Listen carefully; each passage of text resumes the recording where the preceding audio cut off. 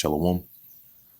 First and foremost, I want to give all praises, honor, and glory to Yahweh, Bahasham, Yahushai, Bahasham, Ruach HaKodesh. Double honors to the elders and the apostles of Great Millstone, and peace and blessings to the elect.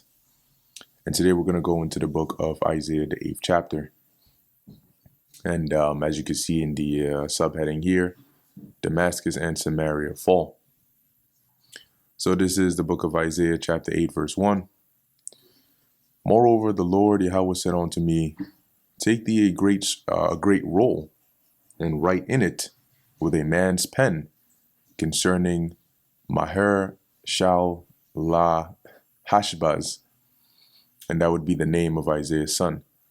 And when you look into this, the word roll over here, I believe it goes into like a tablet, right? It says a table, tablet, mirror, flat, shiny ornament, but more than likely it'd be like one of these. And they were made of like almost like this clay-like substance. And so in order to write in them, you would have, when it mentions a man's pen, you would have something like this, an engraving tool or a stylus, or as it says, a chisel, so you can actually write in the table. And that was one form of writing back then. So as the Lord tells him, basically go ahead and write what I'm about to say concerning Maher Shal al Hashbaz. And when you go into the name, that name in itself, it's also symbolic, right? You have Mahar Shalal Baz, which translates here to swift is booty or spoil, and speedy is prey. All right, it says symbolic name given by Isaiah by the Lord's direction to Isaiah's son, prophetic indication that Damascus and Samaria were soon to be plundered by the king of Assyria. So continuing in Isaiah chapter 8, verse 2, and I took with me faithful witnesses to record.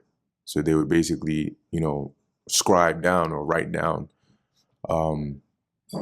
the things Isaiah would say. Namely, right, Uriah the priest and Zechariah the son of Jeberechiah. And I went unto the prophetess, and she conceived. And the prophetess here is referring to his wife, as sometimes the wife of a prophet would also be known as or referred to as a prophetess. So a couple of the definitions here, right? You have wife of Isaiah, ancient, and you also had here, right? A prophetess could refer to an ancient type endowed with the gift of song, i.e. Miriam. And it's kind of similar to like when you read in the book of Psalms, there are prophecies in there, right? So there's also some songs that would have, that prophetic sense to them. But in this aspect, prophetess is referring to the wife of Isaiah, being that he was a prophet. So, he goes in on to his wife, as it says, and she conceived and bare a son. Then said the Lord unto me, call his name Maher Shal La Hashbaz. For before the child shall have knowledge to cry, my father and my mother, the riches of Damascus and the spoil of Samaria shall be taken away before the king of Assyria. So the Lord basically gave him a sign to say that before your child is old enough to recognize and cry, recognize you as their father, and then obviously their mother, recognize their mother as their mother, I'm going to have the king of Assyria basically come in and plunder Damascus and Samaria. Now, when you look at this historically, around this time, the king of Assyria was Tiglath-Pileser III, okay, which I have over here. And let me just highlight this because it's the main part I want to look at. But they have his reign here at about 745 to 727 BC. So this would coincide with the time of Isaiah being on the scene and prophesying. And because when you look at Isaiah, his time, they place him around 740 to 686. So he was pretty much around this time. Now, I also looked up when was Isaiah's son born? And here the overview is Isaiah's son Maher Shalal Hashbaz was born around 735 BC. His other son Emmanuel was born around the same time, which I don't think that was the actual name. I think his the other son's name was actually Josh, something like that, something along those lines. But in any case, it says here, according to a comment on the Bert Emron blog, these dates align with the period when Isaiah was prophesying to King Ahaz and his people, which we read about in the 7th chapter. So when you go here, right, in the record of Tiglath-Pileser, it says here in 733, Tiglath-Pileser resolved to cement his conquest in the year. In this year, he again campaigned against Aram Damascus, right, which is Syria, still the strongest remaining native state in the region, which was supported by the Assyrian tributaries Tyre and Ascaluna, as well as Israel. In 732, Damascus fell, and Tiglath-Pileser annexed the lands of Aram Damascus. In the same conflict, Tiglath-Pileser also captured Tyre and defeated Israel, which he divided in half, annexing the northern portion of the kingdom as the province of Megiddo and subjugating the southern portion as a vassal kingdom. The weakening and enormous reduction in size of Israel was seen by the Israelites as vindicating predictions of impending doom made by the prophet Amos a few decades prior. So even before the northern kingdom, Samaria, was besieged, right, and ultimately destroyed, which would later happen after this by Tiglath-Pileser's son. You had the Assyrians that were basically having conflicts, right, and as you can see here, plundering Israel and the neighboring regions as they were expanding their reign. And when we read up above here, it mentions Tiglath-Pileser marched on the Levant for the first time in 734, so prior to 733.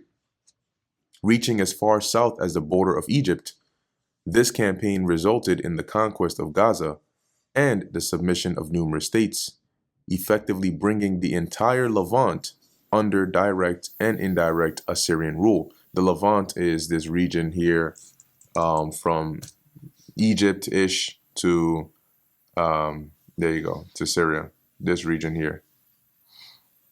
So that involves the land of Israel and all that. So anyway, it says here, Assyria and Egypt shared a border for the first time in history. Ascaluna, Judah, Edom, Moab, and Ammon, and the Muna Arab tribe all began paying tribute to Tiglath-Pileser. By extending his control throughout the Levant, Tiglath-Pileser formed a semicircle of control around Israel and around Damascus and cut them off from Egypt, which had at times offered support to the Levantine states.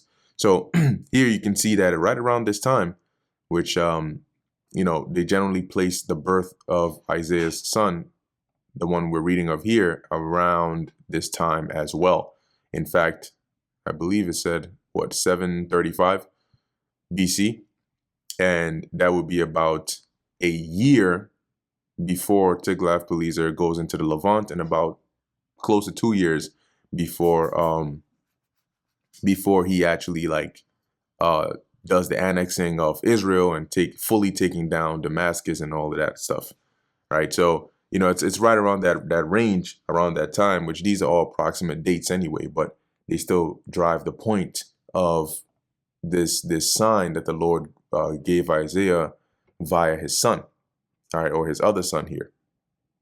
So when it says here, and shall be, it says that they would, let me read verse 4 again. For before the child shall have knowledge to cry, my father and my mother, the riches of Damascus and the spoil of Samaria shall be taken away before the king of Assyria. And that was fulfilled by Tiglath-Pileser III, which we just read.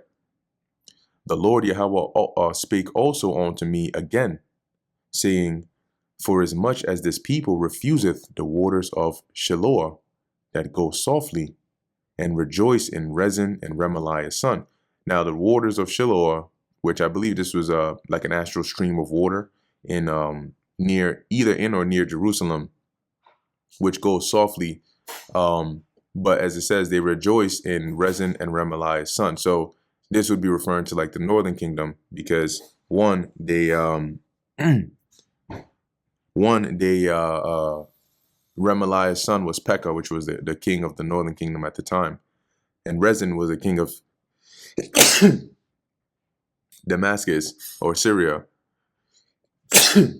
which had formed an alliance with the northern kingdom to come against the southern kingdom.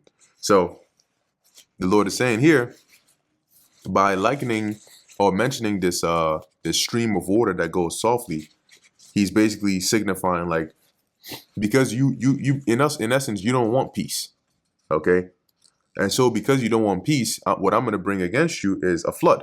Right? You don't want a river that goes softly. You want to rejoice in these wicked people here. I'm going to bring a flood. And that's what he likens the Assyrians onto in the 7th verse. Right? So now, therefore, so as a result, behold, the Lord bringeth up upon them the waters of the river, strong and many, even the king of Assyria, and all his glory.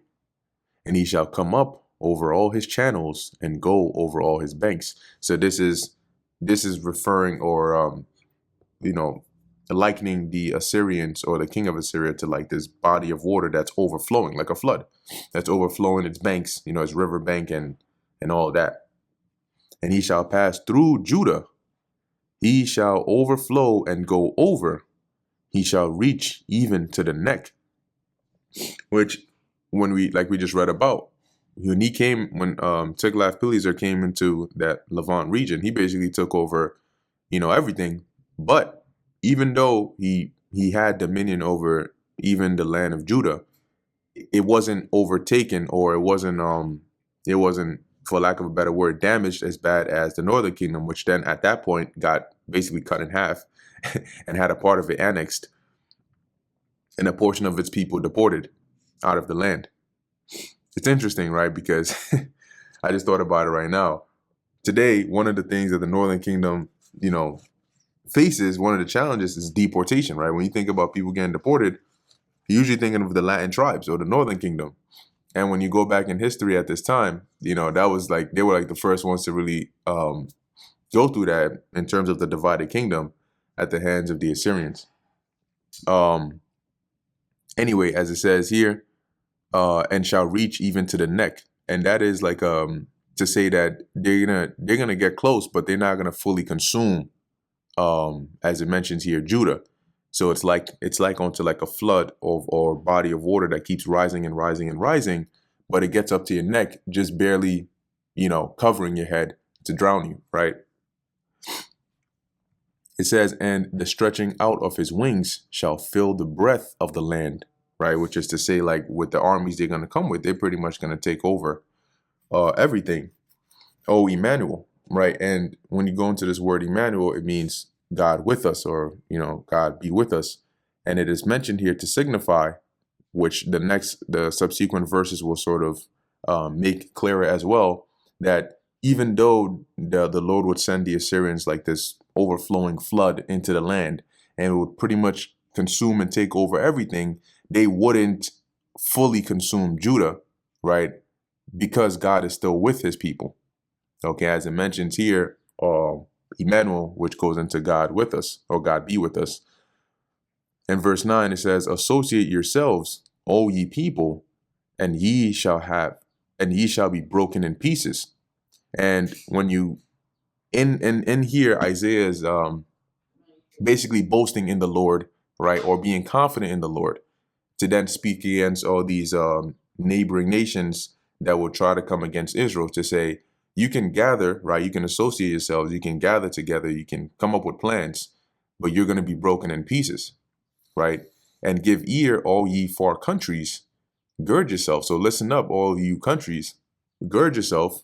When you gird yourself, you pretty much like, you if you're going to war, you'd put your armor pieces on and you would gear up, as they would say today.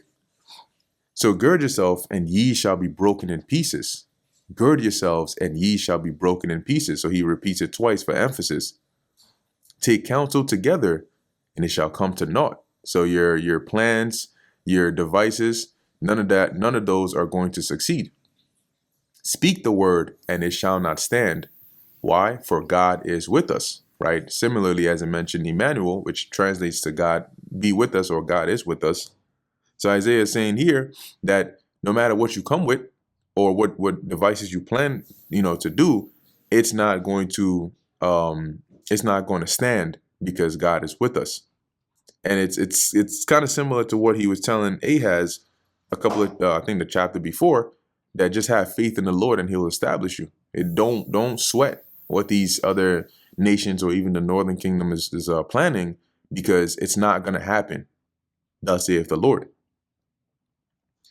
Verse 11, for the Lord Yahweh spake thus to me with a strong hand, right? Meaning like a severe, serious warning, and instructed me that I should not walk in the way of this people. So saying, don't follow the ways of the inhabitants of the land in which you are in. In other words, don't follow the ways of these wicked Israelites. Saying, say ye not a confederacy to all them to whom this people shall say a confederacy. A confederacy is an alliance, right? Or like a conspiracy, or joining together. So the Lord is telling him, don't go in the way of these wicked Israelites. Don't agree with those that they agree with. Don't form alliances with those that they form alliances with. All right. Neither fear ye their fear, nor be afraid. Sanctify the Lord of hosts himself, and let him be your fear, and let him be your dread. Right. So rather separate yourself and what's the word I'm looking for here? Basically dedicate yourself to the Lord and be afraid of him, right? And the reason it says that is because through the fear of the Lord, you would walk in the right way. Verse 14, and he shall be for a sanctuary. Now, when you go into verse 14, I mean, ultimately it's talking about the Lord, but this is through Yahushai. And in fact, this was a prophecy concerning Yahushai. Now, similar to even some of the book of Psalms, as you're reading through, and this is what makes some of these chapters, not straight and directly clear to everybody, is that sometimes you're reading through and then you get to a verse and then it jumps, right? Like it's either like prophetic referring to some other time, but it sounds like it's talking about the same time. But when you look at the series of events and what ends up transpiring, you see that it actually links to another time.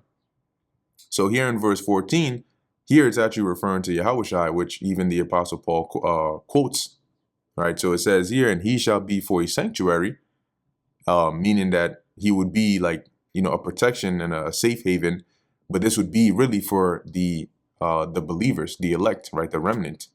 But for everybody else, as it says, but for a stone of stumbling and for a rock of offense to both the houses of Israel, right? That's pretty much the whole house of Israel.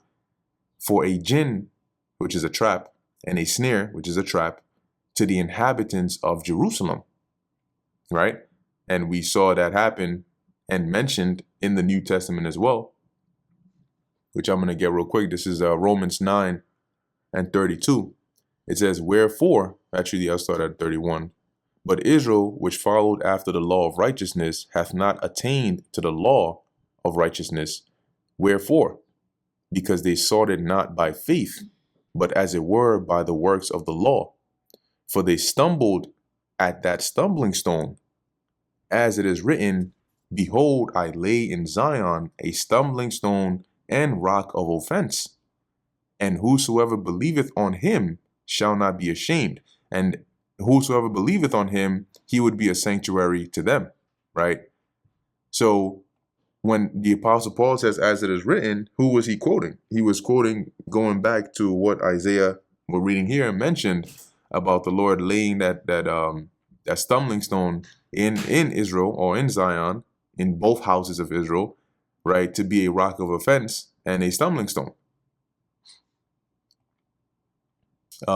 Verse 15, and many among them shall stumble and fall and be broken and be snared and be taken, right? And this we saw really manifest when Yahushua came on the scene, and not just when he was physically there and they rejected him, but really when they rejected him as being the Messiah and they didn't want to believe upon him, it's the same effect for those that reject his gospel.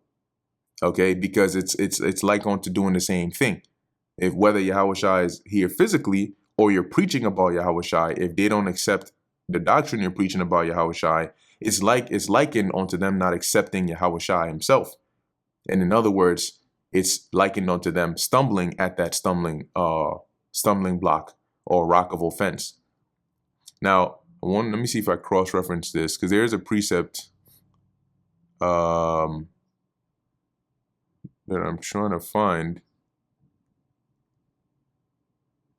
Here's an interesting one. Whosoever shall fall on that stone shall be broken. There's one of them that mentioned for he is set for the rising and falling of many, which was even mentioned upon Yahushua's birth. Yeah, here you go. This is Simeon said that. Yep, this is Luke 2:33, just getting to the point. And Joseph and his mother marveled at those things which were spoken of him. And Simeon blessed them and said unto Mary, his mother, right, the mother of Yahushua, behold, this child is set for the fall and rising again of many in Israel, and for a sign which shall be spoken against. See, and why did it mention that? Because he is that stone of stumbling, or that rock of offense that the Lord laid in Israel. And the way the Lord laid that in Israel was by bringing Yahushua on the scene. Okay, and those that didn't accept him were likened unto those that stumbled and fell.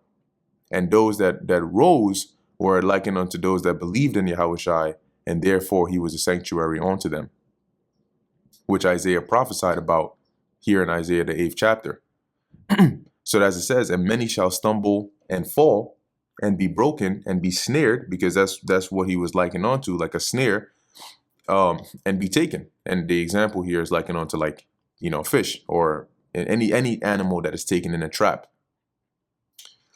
It says here, verse 16, bind up the testimony, seal the law among my disciples. Now keep in mind that Isaiah took the faithful witnesses, right, when we read up above in the first few verses, and their job was to record. So this testimony that he is given, right, if you think about it in context, he's telling them, like, basically seal it up. So it's not going to be for everybody, but rather, as it says, among my disciples, right? Those that were during Isaiah's time, those that took heed and listened to him. But obviously we know, it extends past just those in his time, because we have it here today, right? And the believers and the apostles had it there in their time. Verse 17, and in essence, 16 is saying this is only for those that the Lord has opened their eyes to see, and then that would believe it. Verse 17, and I will wait upon the Lord Yahweh that hideth his face from the house of Jacob, and I will look for him, right? Which is the same spirit that we're in, and is the same spirit that the righteous men of old were in. Behold, I and the children whom the Lord Yahweh hath given me are for signs and for wonders in Israel from the Lord Yahweh of hosts, which dwelleth in Mount Zion. Now, at this time, quite literally, this was the case with Isaiah, right? Both him, because he was prophesying, but his sons, right, his children that the Lord gave him, similar to Hosea, were for actual signs and wonders in Israel. As we see his first son, I think it was Shear-Jashub, if I'm mentioning that correctly, was a remnant, right? I believe it's like a remnant shall return, or a remnant shall be saved. And then you had his other son. You had his other son here, which we just read about, which signified the swiftness in which Damascus and Israel would be plundered by the king of Assyria, right? But then it also leads further into the talking of, right, within the same chapter, Yahushua coming on the scene and being that stumbling block. So quite literally, him and the children that the Lord gave him were actual signs and wonders in Israel from the Lord. It says, and when they shall say unto you, seek unto them that have familiar spirits, and unto wizards that peep and that mutter, which is referring to basically those that consult the dead and can have dealings with demons. When it says here that peep and mutter, right, it's going into like their whispers and their incantations that they use, when they're doing their rituals. So when people try to entice you, because this is what the people of the land were doing, to basically go in this way, as it says, Isaiah is rebuking that to say, should not a people seek unto their God, for the living to the dead? So in other words, if they're coming to you trying to influence you to go in the way of these idols and this left hand way, but shouldn't the people rather seek their God? And here when it says for the living to the dead, it means like, it's almost rhetorical to say like, why are you seeking information or advice from the dead concerning the living, right? If the dead are dead. Verse 20, to the law and to the testimony, right? Which is the laws and the instructions that the Lord has given us. If they speak not according to this word, it is because there is no light in them, right? So if they don't speak according to, the ways that the Lord has instructed us, then it's because they don't have the light of the Lord in them. They're gone in the way of darkness, and they shall pass through it. And when you go into that, as it says, hardly be stead, meaning they're going to go through it, and it being this judgment the Lord has pronounced against them, hardly be stead, meaning they're going to go through it harshly and hungry. And it shall come to pass that when they shall be hungry, they shall fret themselves. So when this judgment comes upon them and they're going through this harsh captivity and these judgments, and they're hungry and they're helpless, they're going to be upset. They're going to get angry. That's what it says, when they shall fret themselves and curse their king and their God and look upward. Because they're going to realize that the idols they followed and the kings that misled them led to them being in this state, right? And as it says, and look upward, verse 22, and they shall look onto the earth. So they're going to pretty much be looking for help or relief, right? Looking up to the heavens, looking down to the earth and all around them, trying to find a way to be relieved of that harsh judgment and troubles that they would go through. And behold, trouble and darkness. So as they would look for help, they would rather be met with trouble and darkness, dimness of anguish, and they shall be driven to darkness, right? Which is that basically that those evil times, right? Or reaping reaping the iniquity, right, that they had sown. And that pretty much brings us to the end of the book of Isaiah, the 8th chapter. And similar to other chapters in here, there are parts in there that are prophetic, or it's just worded in both Old English, right, but also in a metaphorical or parabolic or a dark saying. So it's not always apparent or clear, right off the bat what it means. But that's why you have to, read it. Sometimes you read other translations. Sometimes you try to understand, what was some of the customs at the time? What is Isaiah comparing this to? And then it becomes clearer. So with that, I'm going to end it here. Lord willing, that was edifying to the elect. In closing, I want to give all praises, honor, and glory to Yahweh, Bahasham, Yahushai, Bahasham, Ruach HaKodesh. Until next time, Shalom.